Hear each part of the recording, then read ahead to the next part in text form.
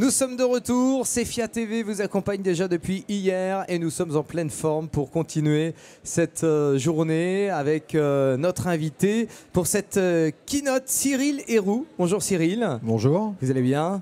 Impeccable. Cyril Héroux de l'entreprise ABB, 140 000 personnes dans le monde et en France 2000 personnes en France. 2000 personnes en France. Et vous vous occupez d'énergie et d'automation.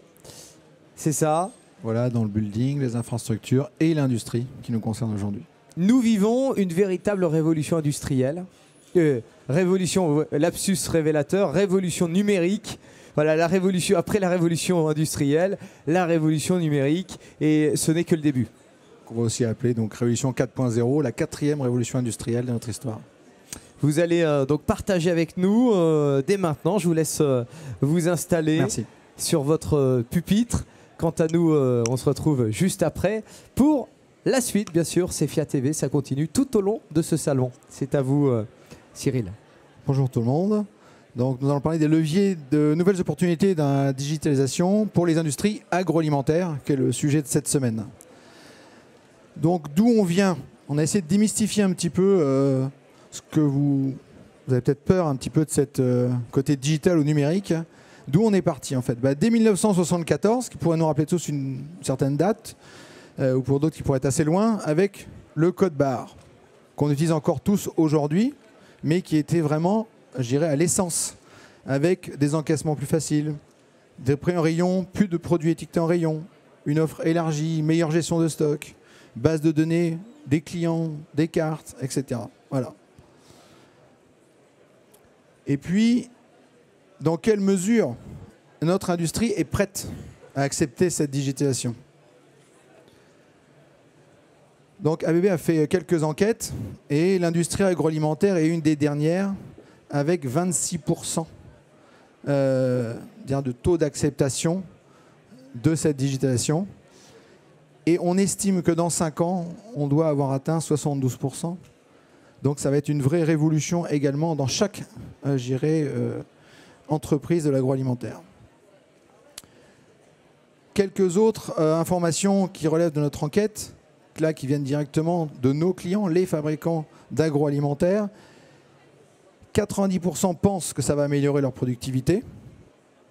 70% pensent qu'ils ne sont pas encore préparés, et tout à l'heure on parlait de 5 ans. 60% sont convaincus qu'il va y avoir un impact technologique important, et ça impactera leurs résultats.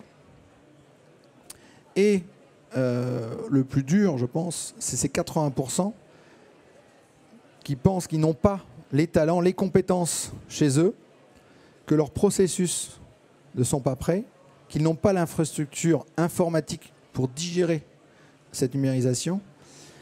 Et il faut qu'ils mettent en place une stratégie autour de ça. Voilà. Alors, qu'est-ce que la digitalisation? C'est un grand mot, on peut appeler ça industrie 4.0, on peut appeler ça aussi industrie, donc Internet des objets connectés, IoT. Il y a plein de mots. Donc on va essayer de continuer à démystifier un petit peu ça. Comme je disais précédemment, on vit la 4e révolution industrielle. On a commencé par nos machines à vapeur, après on a réussi à faire de l'automobile ou de la taylorisation en série, et puis on est arrivé à des automates, les codes barres dont on parlait tout à l'heure, du contrôle industriel dans les années 70-80, qu'on connaît tous. Et là, on aborde donc un autre virage. Et maintenant, il va falloir qu'on connecte tout ça avec tous les capteurs qu'on a pu installer partout, les données, les appareils cyberphysiques.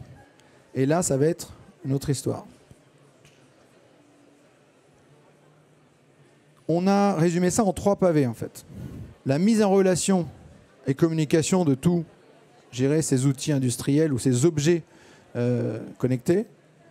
La collecte et le contrôle, puisqu'une fois que tous nos objets dans nos poches, dans nos usines sont connectables, il faut les connecter et remonter de la donnée.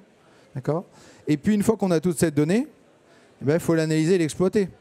Parce que sinon, on ne va pas amener de valeur au sein de la productivité dont on souhaite.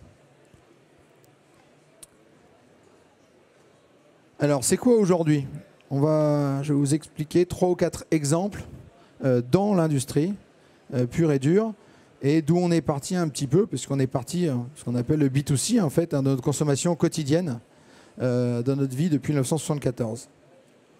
Donc un premier exemple, les codes barres, comme on l'a vu tout à l'heure, ont évité de mettre des étiquettes sur chaque produit, quand vous preniez en rayon, là, les étiquettes inenlevables.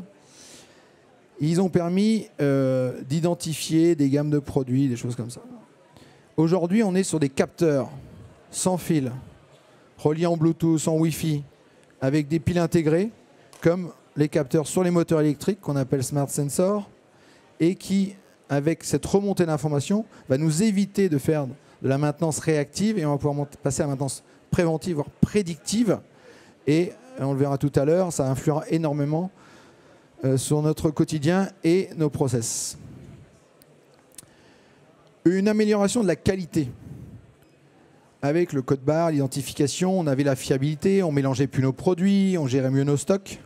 Maintenant, avec la robotisation, on transfère tout ça en productivité et en qualité dans nos industries. Toujours la robotisation. Depuis quelques mois, on est passé d'une robotisation classique, comme vous voulez juste avant, sur des piqueurs ou de la palettisation, avec de la cobotique en fait. Donc des robots qui vont être capables de travailler avec nous, sans protection, donc sur des simulations et de manière autonome.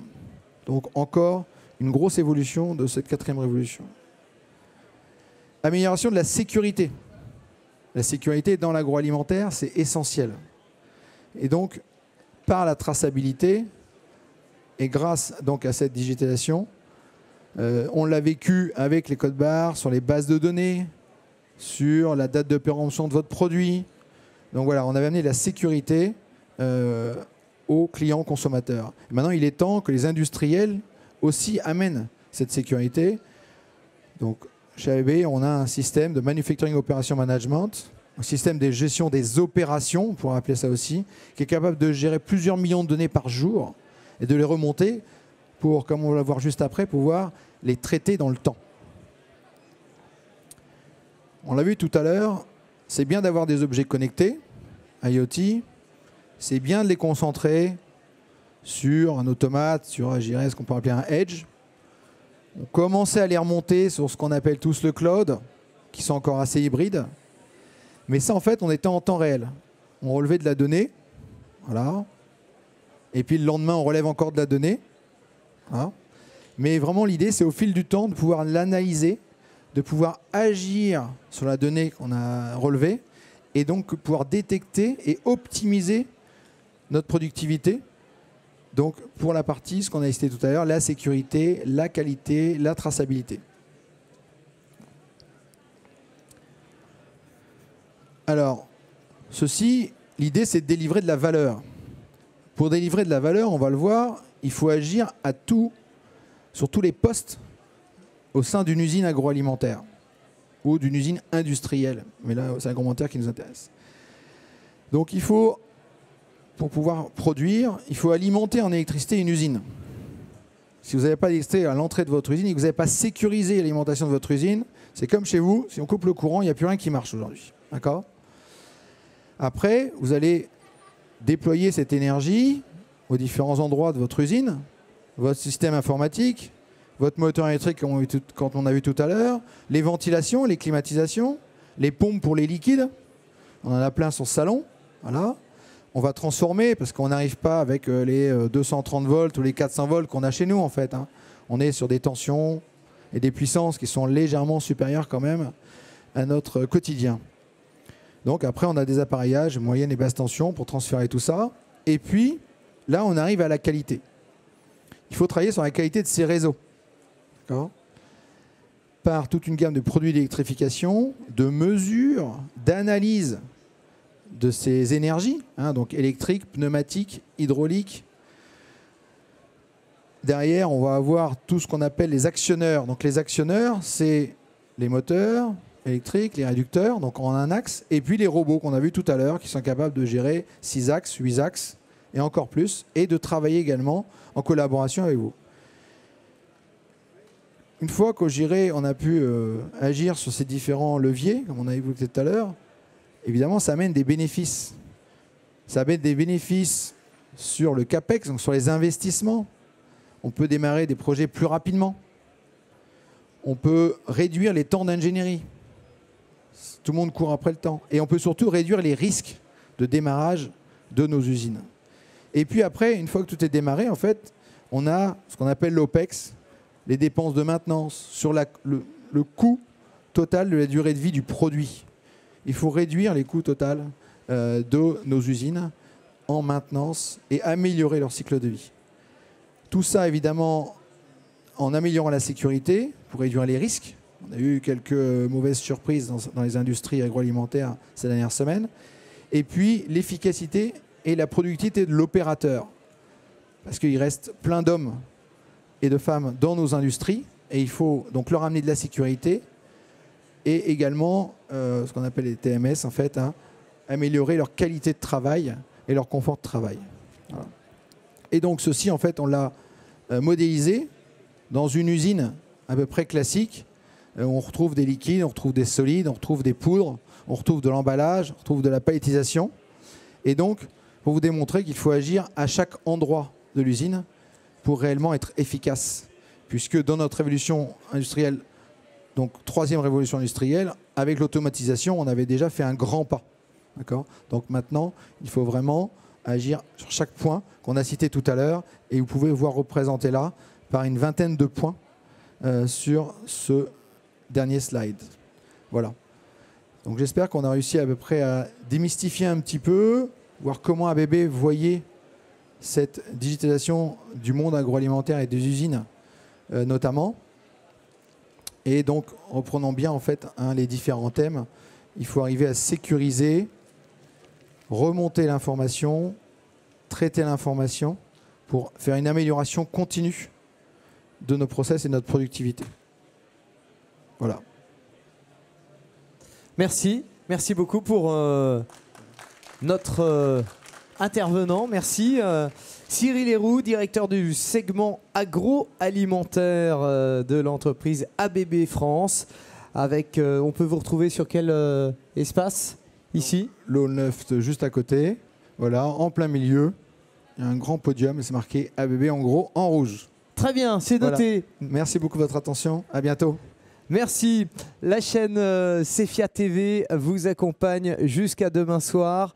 Vous avez la possibilité de profiter de la plus grande usine agroalimentaire de France qui est à Rennes pendant ces 3 jours. 1450 fournisseurs au total avec différents espaces, différents pôles comme les ingrédients et PAI, les équipements et procédés, l'emballage et le conditionnement. Vivez l'aventure du CFIA 2018 et l'aventure du CFIA 2018, ce sont les nouveautés comme cette chaîne CEFIA TV, la chaîne CEFIA TV qui vous propose dans quelques instants de parler d'une conférence qui va se dérouler dans quelques dizaines de minutes, se transformer de l'homme à l'organisation. On se retrouve dans quelques instants pour évoquer cela sur ce plateau. Restez donc avec nous.